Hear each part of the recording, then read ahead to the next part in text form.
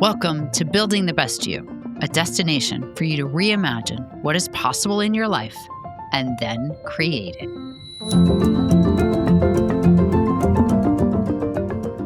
Hi, everybody. Welcome to the show. I'm your host, Jeanne Collins, and today we have Allie Chandler on the show. We are going to be talking about health, everybody. One of my favorite subjects. Allie has a crazy health journey story, and her journey towards finding wellness is really cool. And it also helped her start her own business, Upsell Health. So we're going to talk about what Upsell Health does. It helps practitioners. It helps people. It helps connect the two.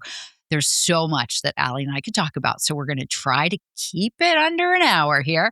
Allie, welcome to the show. Thank you for having me. I'm so excited to chat with you. Absolutely. Your journey is wild. And I love that you are an entrepreneur and you took your journey and really are doing a lot of good with it. So the journey, can we talk about your health journey and what happened to you and how you got to the place of such incredible health that you're in now? Absolutely. Yeah. So this all goes back to me being a high school teacher, and I was 22 teaching seniors in high school. I decided I didn't want to do it anymore and I wanted to go backpack through Europe.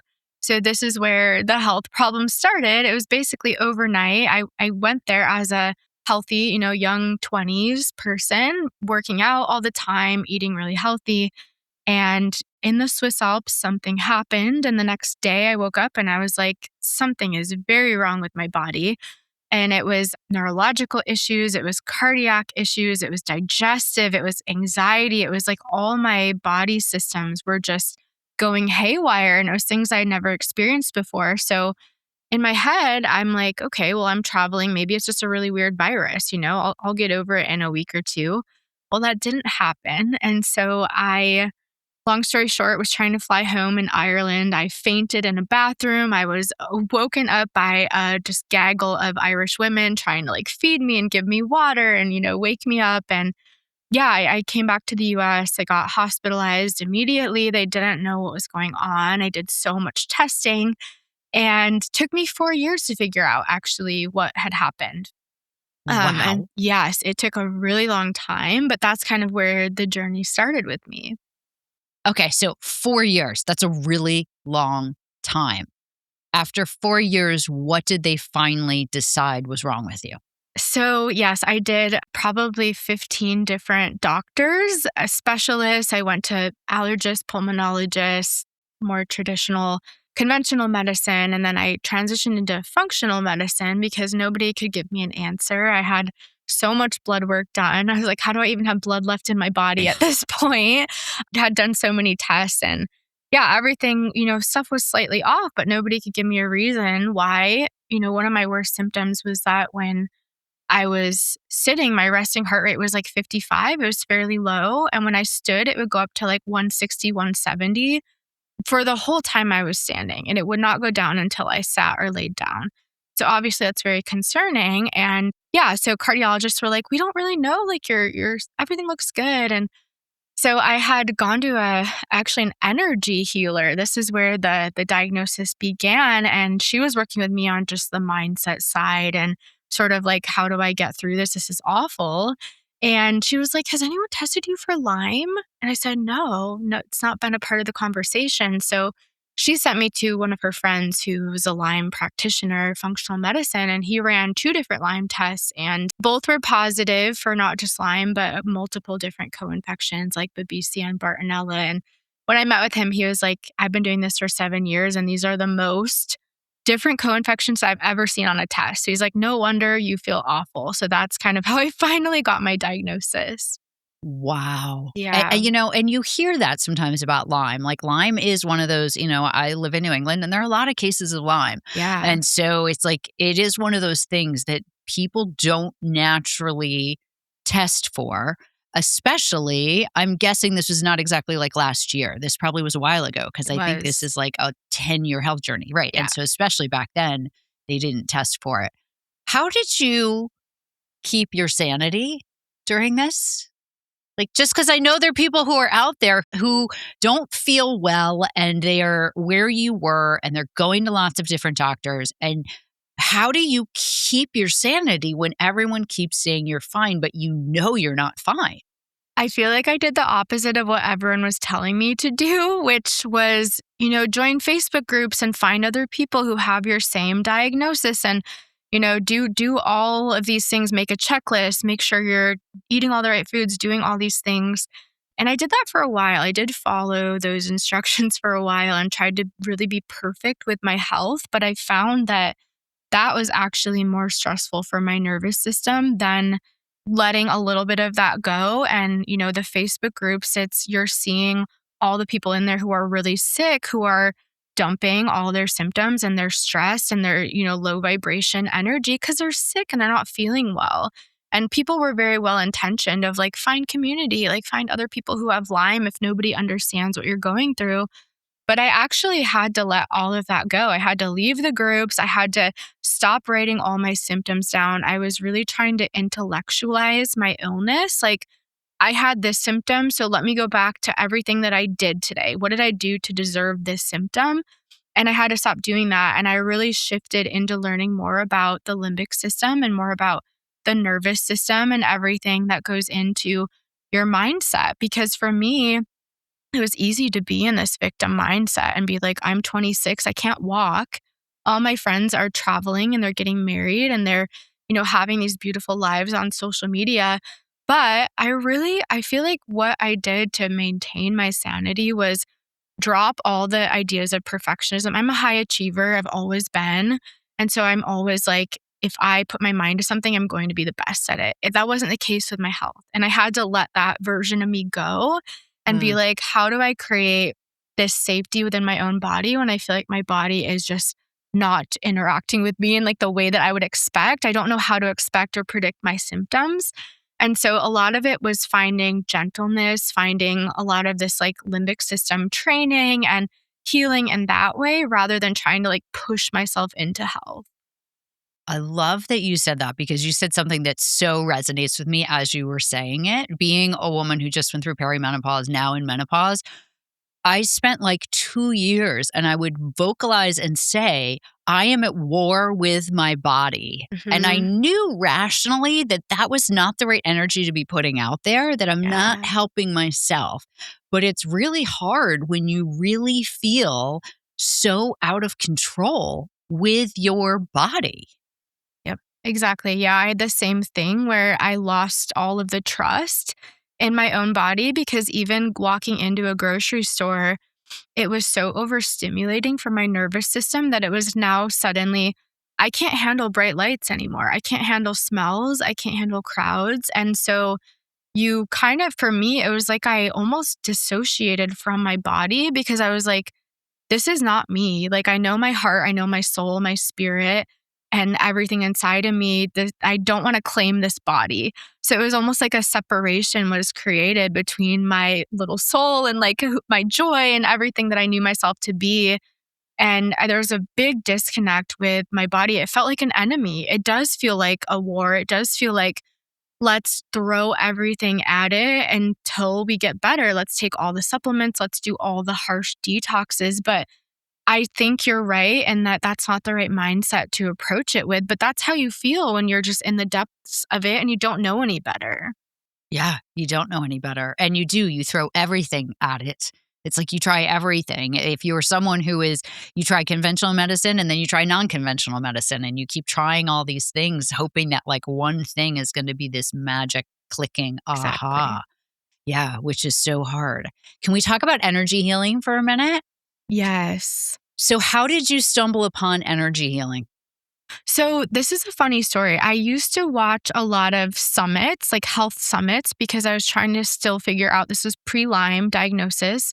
And they were very popular at the time. So it'd be like a functional doctor would interview 50 people on a topic, and you would get to watch them for free for a week. And then you'd pay if you missed it. But I watched this woman, her name was Trina Hammock, on a summit and I loved her energy. I feel like we just like very aligned with our energy. And so I started following her. And this was when I was back in Michigan before I moved to California. And so, I go to grad school in San Francisco. I'm following Trina for like a couple years. And I end up moving down to Monterey. Well, come to find out, her practice is in Monterey, like a mile from where I lived. And I was like, oh my gosh, like I love this woman. I want to go work with her. So I will show up in her office and I just am like so sick at the time. This was like in the midst of all me trying to figure out what was going on. And she was like, I can't even treat you right now. Like your nervous system is so dysregulated that anything I do, you're going to crash. And I know that just from looking at me. So I was in very rough shape. And so she started me on energy healing. And she used some weird machines and there was like, all these like fancy technologies that she used. But a part of what she did was just, let's do a little bit of talk therapy and then let me ask permission to clear some of these beliefs that you have about yourself that are not useful to you. So that was my experience with energy healing. There was a little bit of the woo side of like, all these machines that are supposed to read my energetic frequencies and then map that to a diagnosis. And, that's interesting. But a lot of it, she was like, well, what I'm hearing you say is you don't believe you deserve to heal. Do you give me the permission to clear that from your subconscious programming? So she did a lot of stuff like that and a lot of like the saging. And I remember there was one point where she was like, we need to do something extreme here. Like, you're really struggling. So she got a big kitchen pot and she put all these like sage leaves and like crystals and Palo Santo and she lit it on fire. And there was like a kitchen stock pot with a fire. I'm sitting in her office and I'm like, what is happening? I have no idea what we're doing here, but I do know that every time when I go home, I feel a little lighter.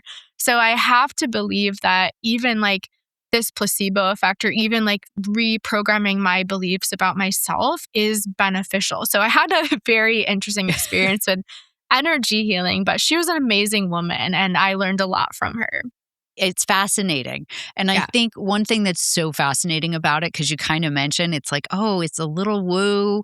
I'm not really sure.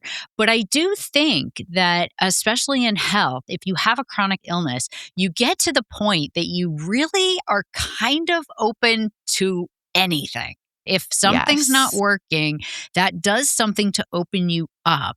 Mhm. So I'm so curious, do you have any advice to people that haven't gotten to that point of like, it's a chronic illness and therefore I'm at the point that I'm going to be open to anything? Where, how do you encourage people to be more open to other modalities of healing before you get to the breaking point of, Right. I have Yeah. no choice? I do think that collectively, especially after COVID, when people were dealing with kind of these long hauler symptoms, people are becoming more open to that functional medicine side of things, which is great. So I think that somebody who's maybe like, maybe I just have fatigue or digestive issues and I've gone to my primary care doctor and they're saying, just part of aging or it's just part of, part of life. I feel like you have to really learn to be your own best advocate because you know your body and you know that you know yourself in vitality and in energy and like at your best self. And your doctor can't understand that, right? They're going to look at your labs and they're going to look at like the bare minimum ranges. They're not looking at functional ranges. So they're probably going to send you home unless you have something glaring or they're like, ooh, we should probably look into that more.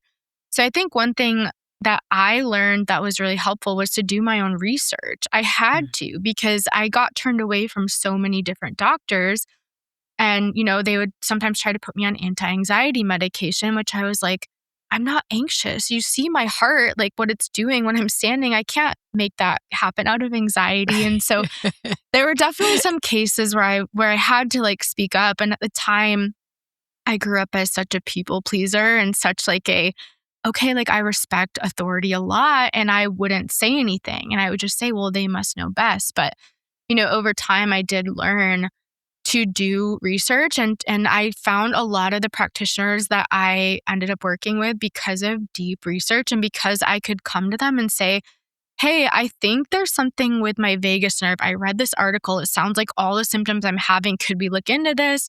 And I wanted to work with people who were at least open to that.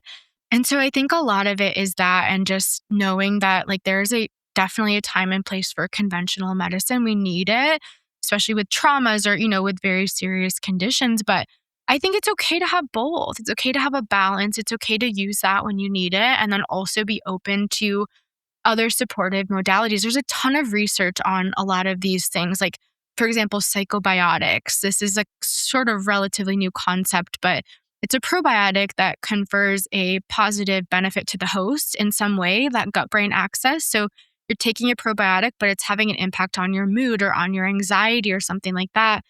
And there's countless clinical trials and studies, and there's data on it. So even if you're someone that's, I need to see the statistics and the Yeah. data, look, because you're going to find for a lot of these things, even like something like creatine, which we think of as sort of gym bro, supplementation. It's actually, there's a ton of research on how it helps support your brain and your cognitive health. So I think just being open-minded to doing that research, and even if you need the data, you can look at the data and see like what's, beneficial to you or what kind of your beliefs are. Yeah. Well, and that is a perfect transition to your business, because that is so much of what you do, is trying to connect the practitioners with the people so that there's a connection. So where in this journey did you decide, "Oh, wait, I can take my health journey and make a Yeah. business out of this"? How did that happen? So it happened in the middle of me being sick, actually. I had just started seeing this Lyme doctor that Trina had recommended, was living in Monterey at the time. He was in San Diego. So it was like 6 hours of a drive. But he was hosting a retreat. And I was married at the time, and my husband was like, "We need to go. You need to spend more time with him in person. This is great." And I'm like, "You're carrying me to the car to go to doctor's appointments. You think I can go do rooftop yoga? Like, are you crazy?" But he convinced me. He was like, even just, sitting on the couch there and meeting other people and being in community, it was very lonely. So I show up to this retreat, and everyone is like, to me, they look very healthy, right? Like they're like vibrant, they're laughing, they're joking, they're walking on the beach in the morning. And I'm like, I crawled to get in here. Yeah. And I overheard this doctor that I was seeing say, like, "Oh, we really need marketing help. We really need someone who can write." Well, in the midst of my illness, I had still gone to grad school and gotten my master's in writing because I'm stubborn and I'm a perfectionist. And that was what I would plan to do after Europe. And so I'm sitting on this couch, and I go up to him at lunch and I'm like, "Hey, I heard that you need help. I have a degree in writing. I just graduated. Like, would you consider hiring me?"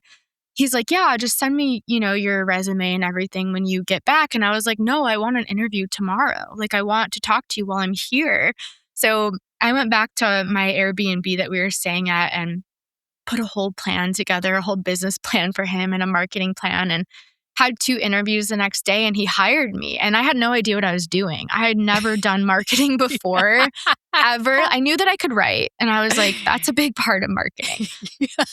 But I'm just one of those, I'm super scrappy. And I was like, I would love to learn about Lyme and get paid for it and be able to help other people. So that was how I got into the journey, and worked for him for maybe 3 or 4 years. And then he ended up starting a really well-known now supplement company.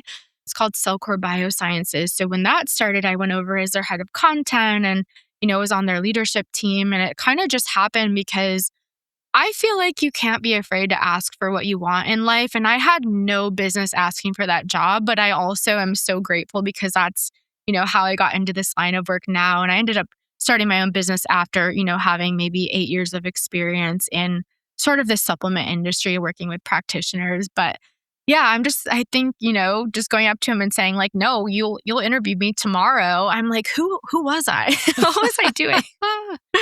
Yeah. But that is so cool though, because Mhm. that's what makes things happen. It's like, oh, you sort of overheard, you had a thought, you didn't sit on it, you acted on it. And I always tell people, like, those are the pivotal moments in life, especially as an entrepreneur, where it's like you kind of have this gut instinct about something.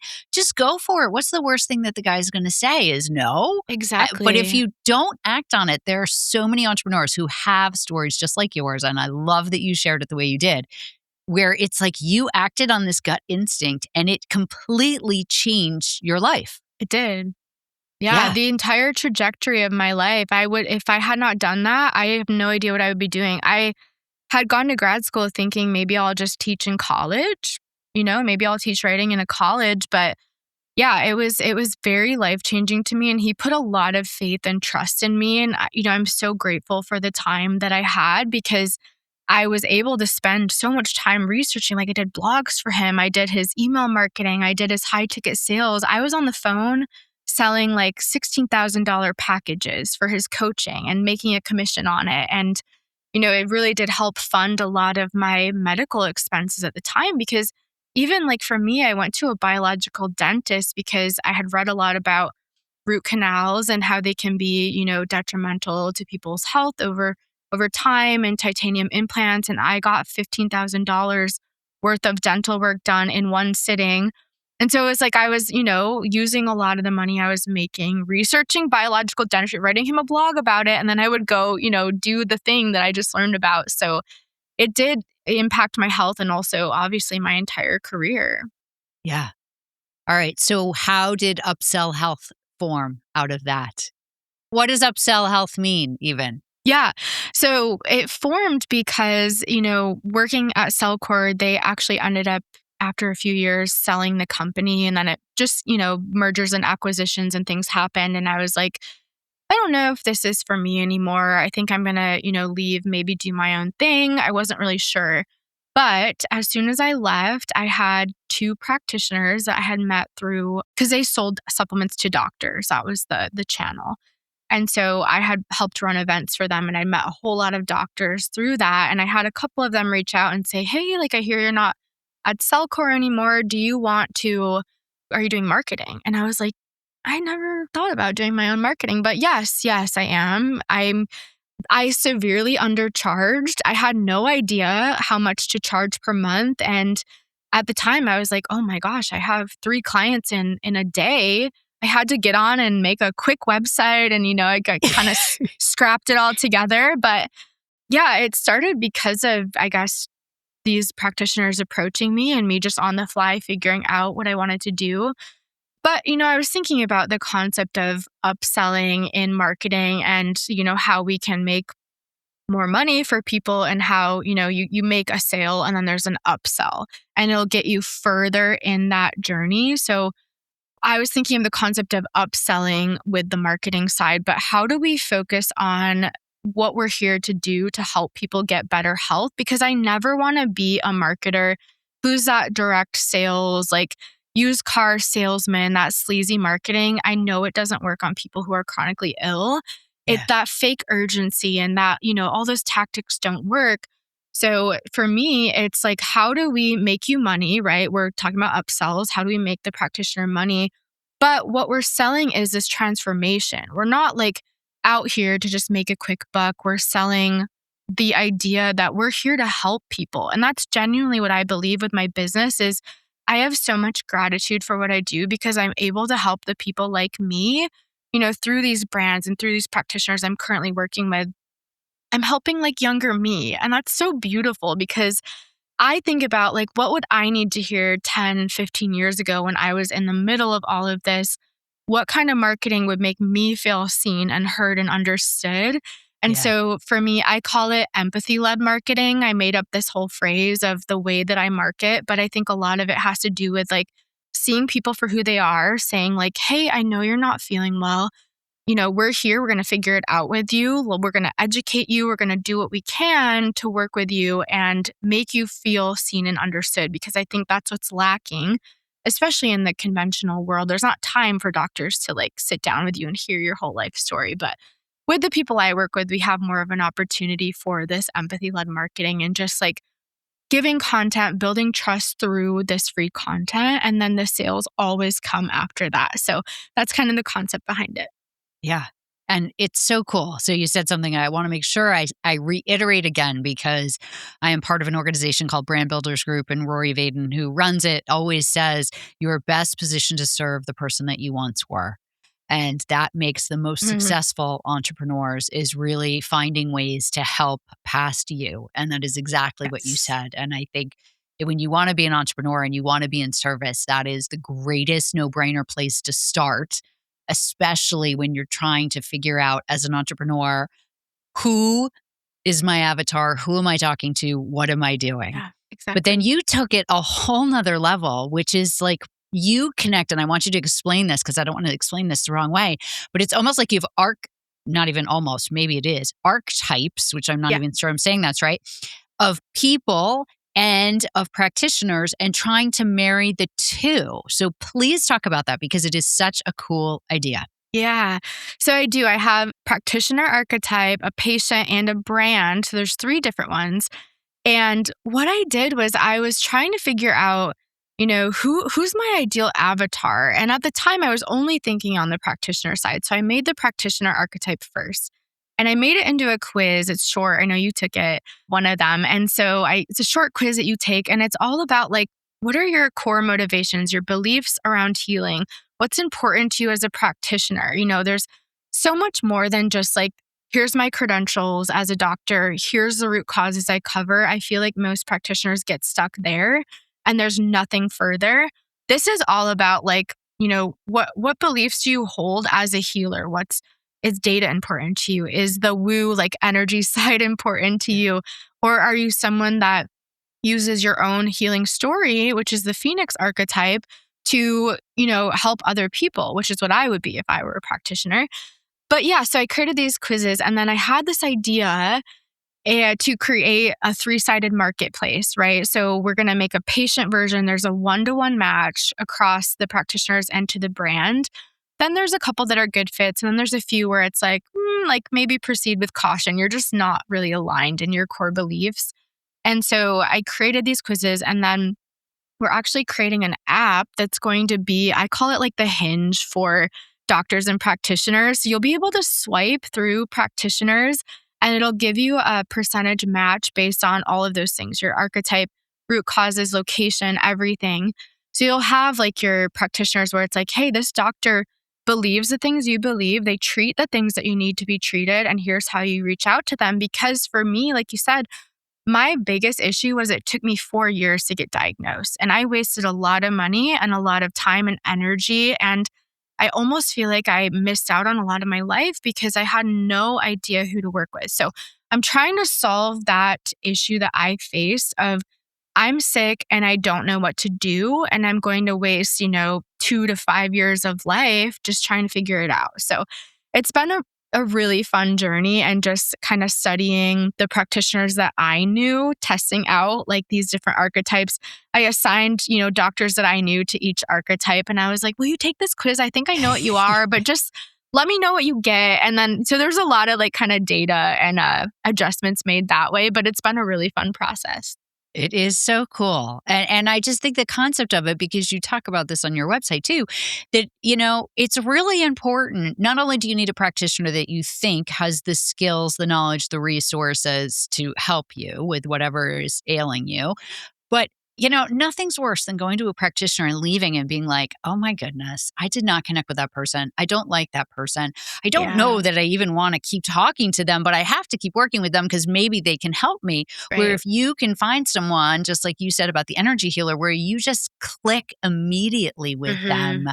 as a patient, I think it's such a relief when you can connect and click with a practitioner. That is like an immediate gift that you are giving to people with that ability to do that. It is.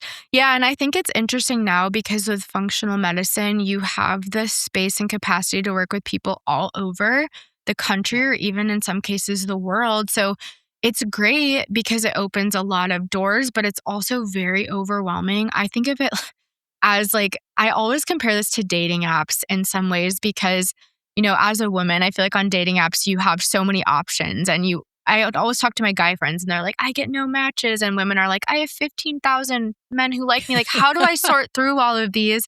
And it's almost the opposite problem where you're like, I'm too overwhelmed that I can't even pick the right doctor because there's thousands and thousands that I could choose.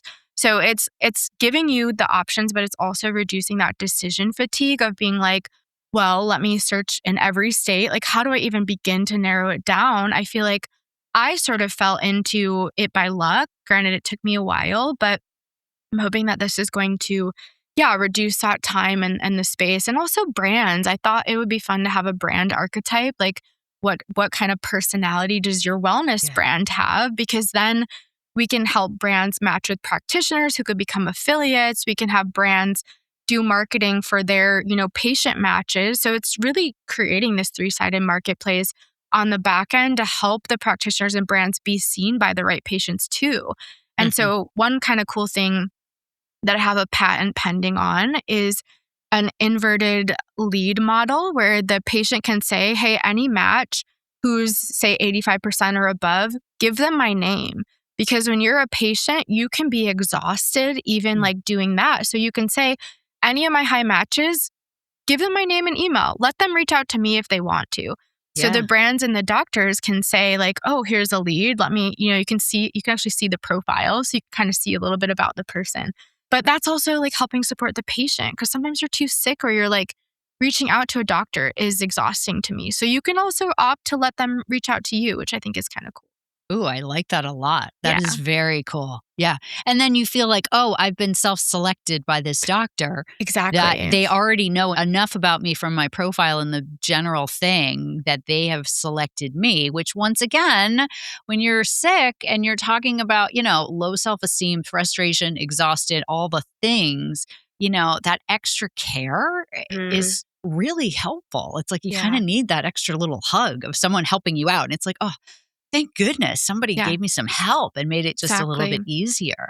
Yeah, and I really think, like I said in the marketing, the biggest thing is people often feel unseen, unheard, not understood. Like a lot of times, people who are chronically ill, even their families, like for me, my partner, my marriage, we ended up getting a divorce because of my illness, because it just was too much of a gap and he wasn't supportive. And I was like, I'm not going to heal in this environment. So I need to leave. And so I feel like there's a lot of loneliness and isolation that happens when you're in these chronic illnesses. And I'm sure you've seen there's a ton of research on isolation and loneliness and what it can actually do physically to your body. There's a study that I just read that said it's equivalent to, so feeling very isolated is equivalent to smoking like 15 cigarettes in a week or something, Wow. where it's like that, it has that big of a physical impact on your body. It's not just this like internal emotion or internal feeling, it actually is very detrimental. So, one of the other things I'm hoping to do is create these like community spaces and create places where people can meet in groups, and there's like find a healing buddy feature on the app. So you actually get matched with other people who are sick. Ooh, I like that. So, and part of my story, I don't have anything on my website about this, but I run a nonprofit as just a little side project. And it's a social club where I live locally. And I made it about a year and a half ago, and we have 20,000 members. And the whole point of it is just community. And so I opened it up and was like, hey, if you want to do local events, like we'll have all these different subgroups. So we have like a divorced and tired parents subgroup. We have like a Gen X women's, they do stuff all the time. So all these different groups. But even that made me realize that people are so hungry for community now, and not just people who are chronically ill, but I think in general, we're just becoming more disconnected. We're becoming like it's the illusion of connection because of social Mhm. media, because of engagement and followers on social media, but actually physically connecting with people and finding your humans. I think we're going to have this like wave, I think, away from all the social media, the AI, all of that stuff. And we're going to get back to these basics like, how do we find each other in real life? And how do we meet in the wild? And how do we do these things together? And so I think people in the chronic illness space and out of it are now looking for more of that community basis. Couldn't agree more. And I also think people who are into wellness in any capacity, whether you're, super woo woo or maybe not really, maybe think a little Hmm. woo woo, but anyone Yeah. who's into wellness, functional medicine, alternative healing, any of the things, crystals, energy, whatever it is, Yeah. meditating, you want to be able to build a tribe of people who are interested in some of the similar things that you were interested in. And sometimes for a lot of people, that isn't your immediate friend group because you have your friend group for one reason. You have your friend group either Hmm. because you met them at work or you met them because they're parents of your, child's Yeah. friend or, you've known them since college, but they Mhm. aren't necessarily in your friend group because you have similar health and wellness views. And I think there's a huge need for that, for people to be able to find like-minded people in the health and wellness space right now.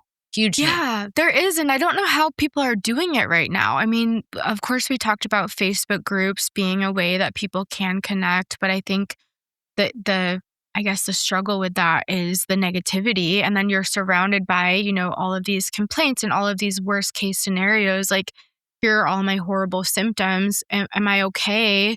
And that's Yeah. also not good for healing, right? Like, you just don't want to surround yourself with that sort of energy. So, yeah, the more that we can connect people in this, like, yes, we understand we're all sick, but we're doing our best. But how do we remain in this, like, magnetic, like, high vibration, high frequency mindset? Because I think that's important for healing too, is believing that you can heal, not fixating on all the negative things. You have your reticular activating system in your brain, which is what filters what your brain is looking for. So if you're constantly writing down symptoms or seeing these negative things, that's what you're going to notice. You're training your brain to notice all of the threats, all of the bad things.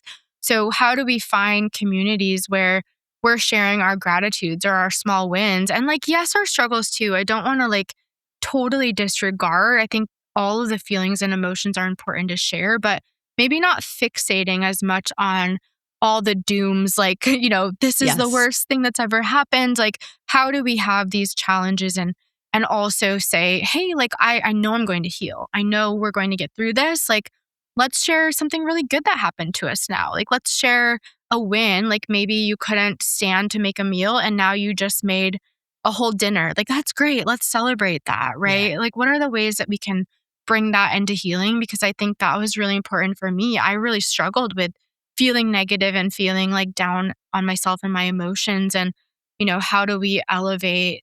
Because all emotions have a frequency, I believe. And so when you're down in this, like, low frequency, guilt, shame, fear, emotions, you feel heavier. And when you can kind of elevate yourself up this scale, you start to feel more possibility, you feel hope, you feel lighter, you feel more gratitude. So that's something I'm also thinking through, is like, how do we help people understand that that's also healing just as much as the supplement protocols and the physical side of things? Yeah. Oh, I think it's so important, if Mhm. not almost one of the most important things. And you talk a lot about nervous system regulation. For someone who might be listening who has absolutely no idea what that is, how would you explain that to someone? Yeah, so I think most people have heard you have your sympathetic side of the nervous system, which is your fight or flight. That's that, like, stress, anxiety that a lot of us are in. And then you have your parasympathetic, which we call rest and digest. And that's really where a lot of the healing can happen. So if you think about, like, if you have chronic stress, even at work, or if you have chronic infections or health issues going on, you're going to be more on that fight or flight, that sympathetic side of things. And that's just naturally something that happens. I think a lot of us aren't conscious of it. We're just like, oh, I go about my day with all of this anxiety. This is just how it is. And I don't know that there's a better way out there. So I think the first part of it is the conscious awareness of it, that you actually can do things to impact your nervous system and to push yourself into that parasympathetic state. There's also an interesting concept, which is a little bit newer, which is the freeze response, which is this dorsal vagal, like, shutdown. So there's, like, the hypo arousal, which is that, and hyper arousal. And then there's that, like, safe spot of, how your nervous system can be when you're calm and you're regulated. So I think for me, I learned about this. I think I had mentioned this because I saw an article on the vagus nerve, and it was a very new concept. Nobody knew anything about it. No one was talking about it. And my mom had sent it to me in the middle of my healing and was like, dizziness on standing, heart racing, blood pressure not regular. She's like, this is you. Like, how do we figure out how to support your vagus nerve? And I was like, I've Yeah. never even heard of this. I don't even know what that is. And so we started doing a lot of research into that. And it was a pretty new concept at the time. But just understanding that there are easy ways that you can impact, and vagal toning is one part of it. There's so many more parts to the nervous system, but for example, with vagal toning, you can splash your face with cold water and that will activate your vagus nerve and that will actually calm your body down. Or you can hum or you can gargle. I mean, there's very free, simple ways that you can have an impact on that, which does then impact your nervous system. And so one thing that I started looking into is two things. How do I get in that rest or digest mode? There's really basic things you can do, like meditations and affirmations and everything like that. But I dove into like the heavy research of neuroscience and like, how does my body actually work? Because I can't do things half heartedly. I'm like, if I'm going to learn about this, I'm going to be able to write a book on it when I'm done.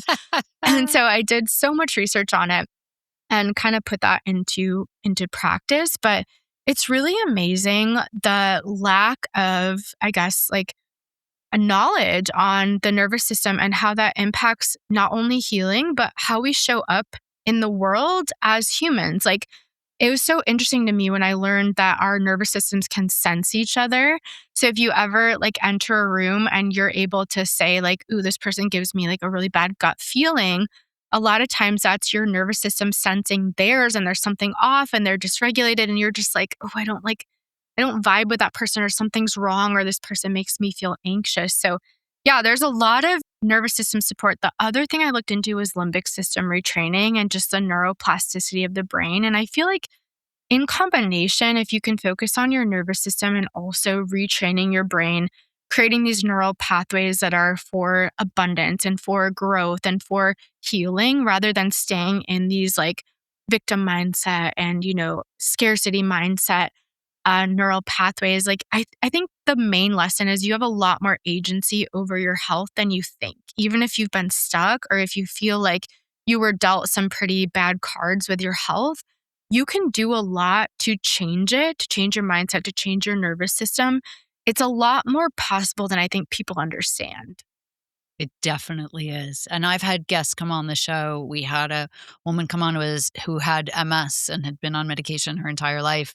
And she's used nervous system regulation to completely heal her MS and get off all the medicine. And she lives a completely different life. It's amazing. And it is. It's a true testament. And so I love when people come on and talk about that because I think it does give a great sense of hope to people that Yeah. you can get healthier. And that I think a lot of times people who are sick feel like they have no control and that they don't have the knowledge, they don't have the control, they don't have control over their body. They lose hope very quickly. And I think talking about it like you just did is really empowering for people to know, wait a minute, yes, I might need outside help, but there is a lot that I can do every single day to help myself and help my body start to heal in various different ways. So I thank you for describing it so well because you did a beautiful job describing it. So thank you. Yeah, of course. There's a Yeah. lot you can do. And I think a message of hope is what I'm always hoping to portray because, as I said, I couldn't walk for 2 years and now I'm at the gym for 2 hours, 6 days a week. And,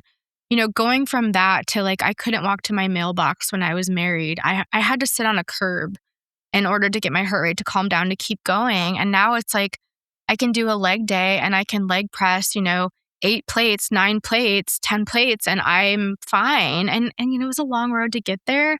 But I do think like giving people that story of hope and like whatever's going on with you, you're seen, you're held, it's real. Your body's having this like real reaction to something internally. And if you're still looking for that root cause, don't give up hope. But also like I needed stories of transformation when I was sick. I didn't have a lot of those. I didn't have a lot of hope.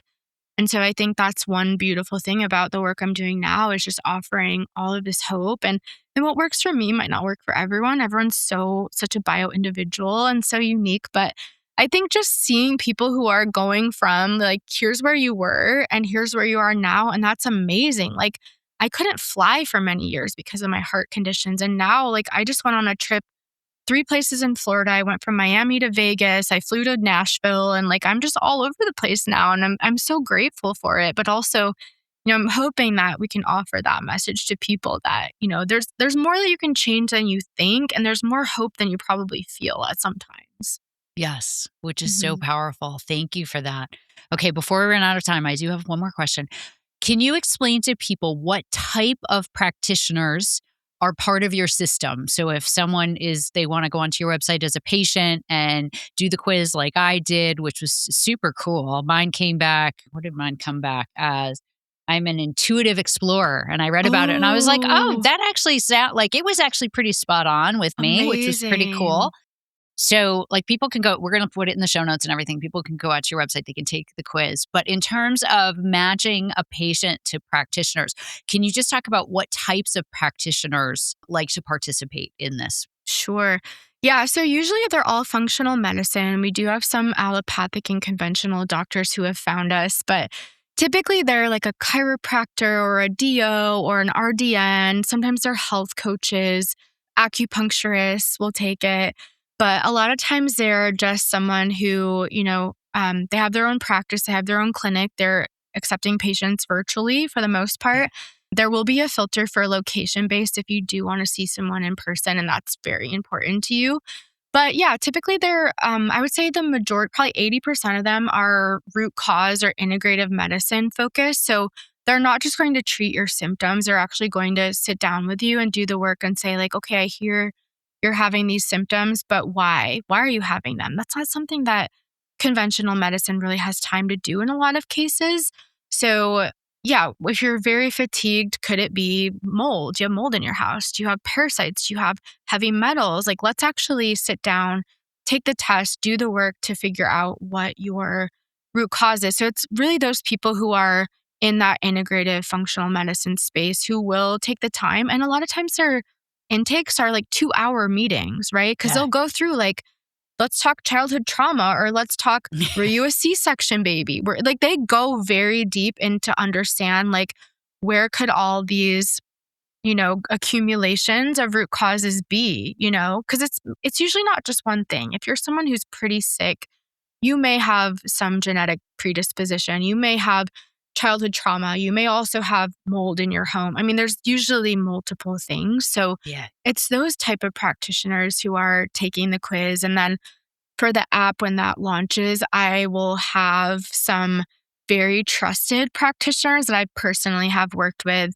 as sort of like the main people at first, and then we'll be able to filter and kind of grow from there. But yeah, root cause practitioners is probably the best way to say it. Which is perfect. And I Mhm. know I see a functional medicine doctor and I do it all virtually, and it has changed my life. Changed my life. And I at least got to a functional medicine doctor a little bit faster than most people would have. But even that, it did take me some traditional medicine and traditional conventional doctors and a lot of work with that and a lot of testing. And people are like, your bloods are fine. And I'm like, I don't It's feel such a common fine. It's like, story. I was like, how many doctors are going to tell me like your blood work came back and it's fine? But it is interesting because also in the functional medicine space and the integrative medicine space, they do look at blood work a little bit differently. And I've had the doctor be like, yeah, I know it says that it's green and therefore you're fine, but But it's actually, not. no, you know Mhm. what? Like that number plus this number down here, I don't like that for you based on what's happening with you, like, Mhm. so it's digging into some of the tests in a very different light, which I think when people experience that, it's so enlightening and you can learn so much about your body and how your body works from a doctor like that because they do, to your point, take the time with you where Mm. conventional medicine doctors just do not. I mean, they are, how many patients In can and you see out. in 15 Mhm. minutes? Yeah. It's like, it's terrible. Yeah. And so they just want to move on to the next person. So it's such a Mm. different level of care. So I love that you're doing that because I think also finding a doctor is incredibly overwhelming for people, especially when you're sick. So providing a It resource for people is. to do that, I thank you Yeah. for that. That's amazing. Yeah. I love what you're doing. It is so cool. You. So cool. You are so Yeah. inspiring. All right. So before we run out of time, is there anything that we didn't talk about that you think is really important to touch on for people? Yeah, I guess the only thing I would say, which we didn't dig into, is another thing that was very transformational for me was actually trauma work. So, learning about EMDR and things like internal family systems and polyvagal theory. Like, there's a whole separate world that for me I needed to access because I think chronic illness in itself is a trauma, but I think people think of trauma as this, like, we call it capital T trauma versus lowercase t. They think of it as this like huge thing, like somebody close to me died or I got divorced or it has to, be this massive trauma, but it doesn't. And I think you can also have accumulations of these little T traumas throughout your life. And so, I felt like I was pretty pretty close to saying I'm, 90% healed, maybe 85%. And then I dug into the trauma work and it was exhausting and it was hard. It was one of the hardest things I've ever done. But I feel like that's what got me to the last, I would say I'm like 99% better now. But I do think that's another thing to look into is seeing a therapist, looking into PTSD or anything like that with somebody who is a clinician that can support you there. That was like the last little percent to me. And I know if you're still like in the midst of your illness, you're not ready to probably go that deep. I had to wait until physically I felt better before I really tackled some of the like intense trauma. But yeah, if you're like almost better and you're on this healing journey and you're like, how do I get the rest of the, 15%? I think that's also a really helpful thing to look into. Great advice. Mhm. Thank you for that. All right. I love to ask my guests if there's a book or books that they have read that has impacted them personally and professionally that they would recommend. I think books change lives in addition to podcast guests. So, what book or book would you like to recommend? So I have two, and I'll speak quickly about them. But one of them, and this is like my personality to a T. They're the two sides to my personality. So one of them is actually "Can't Hurt Me" by David Goggins, and that's my very like high achiever, like keep going.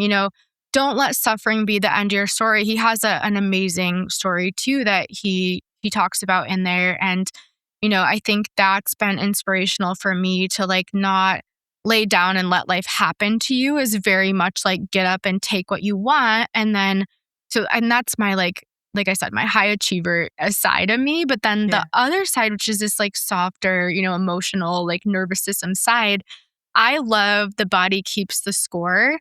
Yes. Bessel van der Kolk, I'm sure a lot of people have heard of that, but I think that's something where it's like, if you're interested in the nervous system side or the mindset or the emotional side, and what it means if your nervous system is still in threat mode. And like, it's like everything that happens to us, our body tallies and it holds on to, and there's an impact of that.